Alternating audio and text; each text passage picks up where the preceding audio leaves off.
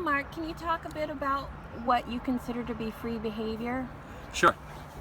So, kind of like describing hot or cold, you need to think about what the alternative is to something to understand it. So it's a little hard to understand what cold is without understanding what hot is.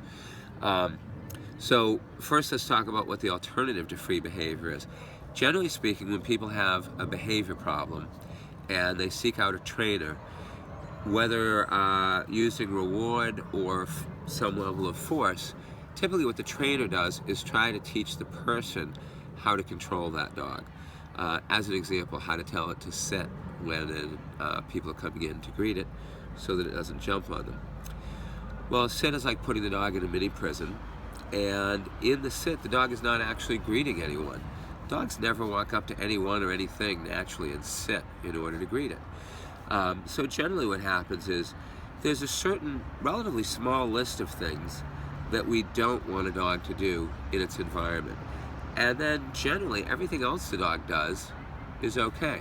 So an example that people have a lot of challenge with is when people come to the door. The dog barks, carries on, pushes in too much. Maybe it jumps on people, maybe it nips at them some or whatever. The most common dog training solution to that today would be to teach the dog to go to a place, so typically a bed. And when we answer the door, it goes to the bed and it stays there. Well, doing that is certainly better than what the dog was doing before, but it's putting the dog in a little mini prison. And I don't mean that in a bleeding heart way. It's just that's what it is. You have to stay there and you can't be involved in this greeting because you don't know how to do it well. What we do in free behavior is teach the dog to be free, to not have to be restricted, and learn how to make good behavioral choices in those situations. So if the dog can go to the door and be in an upbeat, happy frame of mind, not worrying that they're being invaded by the Huns, and understand that there's certain limits, like it can't go out the door when it's open.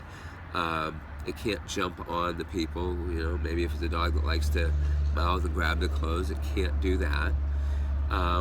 But teaching it how to behave freely so that people feel comfortable with it and they enjoy it. They can pet the dog, they can be interacting with it, and the dog feels rewarded and comforted by that.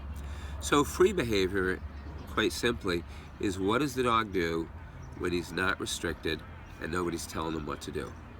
It's just what we think every good dog should naturally do, but most dogs don't learn on their own. Thank you.